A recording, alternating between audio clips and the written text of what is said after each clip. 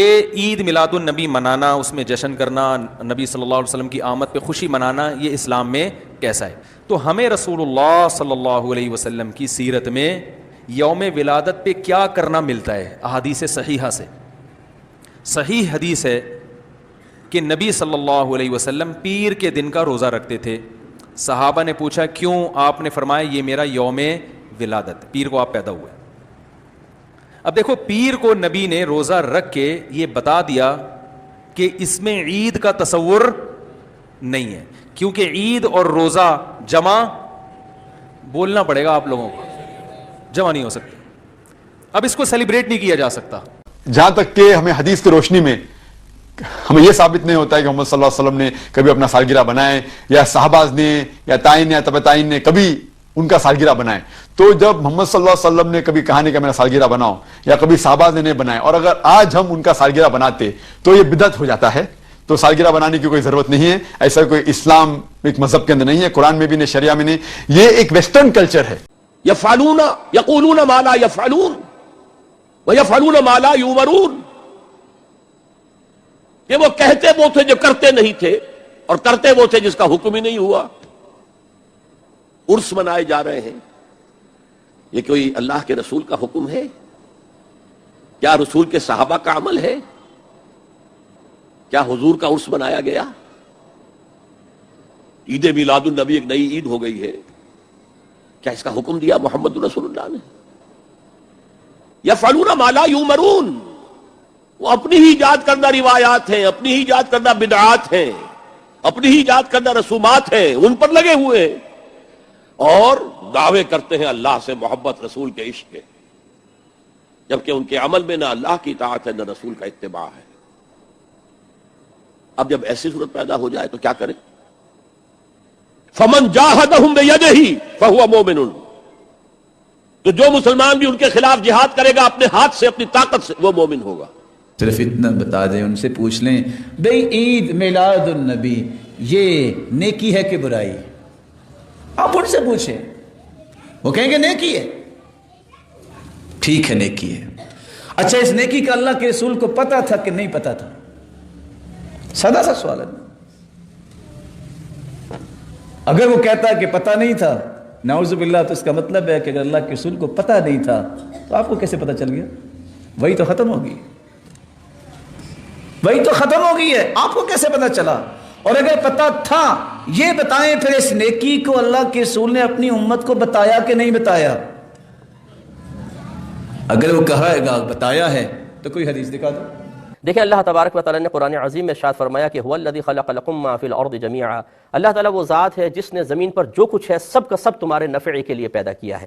لہٰذا جس سے ہم جس چیز سے بھی دنیاوی نفع اخروی نفع حاصل کرنا چاہیں اس آیت کی روشنی میں کر سکتے ہیں، ہمارے لیے طیب ہے، حلال ہے. اب اس سے وہی چیزیں باہر ہوں گی جن کے بارے میں قرآن و حدیث میں کوئی ممانعت آئے گی. مثال کے طور پہ ایک شخص شراب کی بوتل لیتا ہے اور یہی آیت پڑھتا ہے کہ اللہ تعالیٰ نے تو فرمایا ہے کہ جو کچھ زمین پہ سب تمہارے لیے حلال ہے، تو اس لیے پھر یہ بوتل شراب پینا بھی جائز ہوگا. ہم کہیں گے نہیں، یہ آیت اپنی جگہ ہے، لیکن اللہ تعالیٰ نے شراب کو حرام قرار دیا. دیکھو یہ آیت اجتنبوا کا قول ہے، لہذا شراب حرام ہے. کوئی کہے میں سور کھاؤں، ہم کہیں گے نہیں، اس آیت کے تحت آپ سور نہیں کھا سکتے، کیونکہ اللہ تعالیٰ نے سور کی ممانعت فرما دی ہے. گویا کہ جس جس چیز کے بارے میں قرآن و حدیث میں ممانعت آئے گی، اس آیت کے عام حکم سے وہ چیز خارج ہوتی جائے گی. تو معلوم یہ ہوا کہ اصل جواز کی دلیل دینا ضروری نہیں ہے. وہ تو آیت کہہ رہی ہے سب کچھ تمہارے لیے جائز ہے. اصل دلیل چاہیے حرمت کی، اصل دلیل چاہیے کسی چیز کو ناپاک اور نجس قرار دینے کی. لہٰذا اب یہ کویشچن پیدا ہوتا ہے کہ اگر میلاد جائز نہیں ہے تو آپ قرآن یا حدیث سے کوئی دلیل پیش کریں. اگر نعت شریف پڑھنا جائز نہیں ہے، نعت خوانی، تو قرآن و حدیث میں دکھائیں. اللہ تعالیٰ نے کہیں فرمایا ہو میلاد مت کرو، کہیں اللہ نے فرمایا ہو نعت مت پڑھو، سرکار نے ایسا کیا ہو، صحابہ کرام نے منع کیا ہو، نہیں، تو اس جواز والی آیت کے تحت ہی آئے گا اور سب جائز ہیں. قرآن کی آیت سورہ مریم اللہ فرماتا ہے وَسَلَامٌ عَلَيْهِ يَوْمَ وُلِدَ، یوم دن کو کہتے ہیں، ولدہ پیدائش کے دن. اللہ فرماتا ہے سلام ہو اس پر جس دن پیدا ہوا. نبی کا ذکر ہے، حضرت یحییٰ حضرت عیسیٰ کا ذکر ہے. اللہ فرما رہا ہے نبی کے یوم پیدائش پر سلام ہو. اللہ سلام بھیجے اور تم پوچھو کہاں لکھا ہے؟ پڑھو تو صحیح قرآن کو. اللہ فرما رہا ہے نبی کے یوم پیدائش پر کیا ہو؟ اونچی وہ خاص دن ہے تبھی اللہ نے سلام بھیجا ہے نا. ثبوت قرآن سے ملا یا نہیں ملا؟ اگر کوئی حدیث کا غلط ترجمہ الٹ سلٹ کر کے پیش کر دے تو آپ پریشان ہو جاتے ہیں. آپ پریشان کیوں ہیں؟ آپ یہ کیوں پریشان ہیں کہ میلاد منانا کہاں سے ثابت ہے؟ آپ یہ کیوں نہیں کہہ دیتے کہ ہم بغیر دلیل کے میلاد مناتے ہیں، مناتے رہیں گے؟ زمانے کو کہہ دو، اس لیے کہ ہر ایک کسی نہ کسی سے پیار کرتا ہے. وقت کا مولوی مفتی کچھ بھی ہو، اس کے گھر بیٹا پیدا ہو، وہ مٹھائی تقسیم کرتا ہے. میں پوچھتا ہوں، حضور علیہ السلام کی 4 بیٹیاں ہیں اور 4 بیٹے، حضور کو 8 اولاد پیدا ہوئی. آقا کریم نے کس بچے یا بچی کی پیدائش پر مٹھائی کو تقسیم کیا تو پتا چلے گا حضور نے کسی اولاد کی پیدائش پر مٹھائی تقسیم نہیں کی. او نادان، تیرا بیٹا بڑا ہو کر چور بن سکتا ہے، ڈاکو بن سکتا ہے، زانی بن سکتا ہے، شرابی بن سکتا ہے. نبی کی اولاد وہ ہے، اگر فاطمہ کو لے لے تو وہ جنتی عورتوں کی سردار ہے، زمانے کی عورتوں کی سردار ہے. ایسی اولاد خدا نے عطا کی. مصطفیٰ نے پیڑے تقسیم نہیں کیے، مٹھائیاں تقسیم نہیں کی، لیکن آج مولوی، ملا، عوام، جاہل، تاجر سب تقسیم کرتے ہیں. ہم پوچھتے ہیں یارو بتاؤ کون سی حدیث ہے کہ بیٹا پیدا ہو تو مٹھائی تقسیم کی جائے؟ تو جواب ملتا ہے بات حدیث کی نہیں ہے، یہ پیار کا تقاضا ہے کہ بیٹا پیدا ہوا تو ہم نے مٹھائی تقسیم کی. ارے وہ تیرے بیٹے کے پیار کا تقاضا تھا کہ بیٹا پیدا ہوا، حدیث نہ ہوتے بھی تو نے مٹھائی تقسیم کی. یہ مصطفیٰ کے عشق کا تقاضا ہے. حبیب خدا آیا، ہم نے میلاد منا لیا. حدیث اور سنت رسول سے ثابت ہے. اسقلانی فرماتے ہیں کہ جب حضور نے خود مدینہ پہنچ کر یوم موسیٰ منایا تھا تو جب وہ یوم موسیٰ منا رہے ہیں ہم یوم ولادت مصطفیٰ کیوں نہ منائیں؟ وہ کہتے نہیں قرآن میں آیا کہ اپنے رب کی نعمتوں کا خوب چرچا کرو. تو اس کائنات میں تو ہم پہ سب سے بڑی نعمت اللہ کی جو ہے وہ محمد رسول اللہ ہے صلی اللہ علیہ وآلہ وسلم.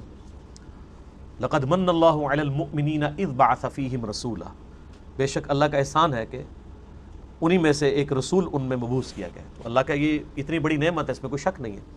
تو میں نے اس پہ پھر کہا تھا کہ اس نعمت جو سب سے بڑی نعمت ہے، اس کو منانے کا طریقہ بھی اللہ کے نبی نے ضرور بتایا ہوگا. جب اتنی بڑی چیز ہے تو اس کا طریقہ آپ کے مولویوں کو تو ایجاد کرنے کی ضرورت نہیں ہے. تو پہلے تو ہم الزامی جواب کے طور پہ شروع کرتے ہیں کہ بتائیں کہ محمد اور آل محمد اور اصحاب محمد علیہ السلام اجمعین انہوں نے کون سی جھنڈیاں لگا کے تو میلاد منایا، کون سے جلوس نکالے ہیں؟ چلیں لائٹنگ تو آج کے زمانے کی ہے، لیکن جھنڈیاں، جھنڈے، جلوس، یہ سارے معاملات تو اس زمانے میں بھی ہو سکتے تھے. مولا علی کیا ہر سال میلاد مناتے تھے اس طریقے پہ جس طرح آپ مناتے ہیں؟ تو وہ فوراً چٹا جواب بھی آپ کو دیں گے. وہ کہیں گے یہ تو بعد میں شروع ہے. جو چیز دین میں بعد میں شروع ہو اس کو نہ کرنے والے پر کس طریقے سے ٹونٹ کی جا سکتی ہے؟ ویسے بڑے یہ یعنی چلاکی کریں گے. وہ کہیں گے نہیں جی اگر کوئی نہیں مناتا ہم کچھ نہیں کہتے، ہمیں نا آپ چھیڑیں. بھئی آپ تو ہمیں آئے دن شعر سناتے ہیں، نثار تیری چہل پہل کے ہزاروں عیدیں ہیں ربیع الاول سوائے ابلیس کے جہاں میں سبھی تو خوشیاں منا رہے ہیں. آپ ہمیں ابلیس کی کیٹیگری میں بھی کھڑا کرتے ہیں اور پھر کہتے ہیں نہیں میلاد کو منا لیں. یعنی ایک غریب تو بدتمیز کام آپ نہ کر رہے ہو اور جو نہیں کر رہے ان کے اوپر ٹانٹ کر رہے ہیں. تو یہ خبیث آپ پتہ ہے کس کس کو کہہ رہے ہیں؟ یہ ابلیس آپ کس کس کو کہہ رہے ہیں؟ یہ تو صحابہ اور اہل بیت میں بھی بات چلی جائے گی.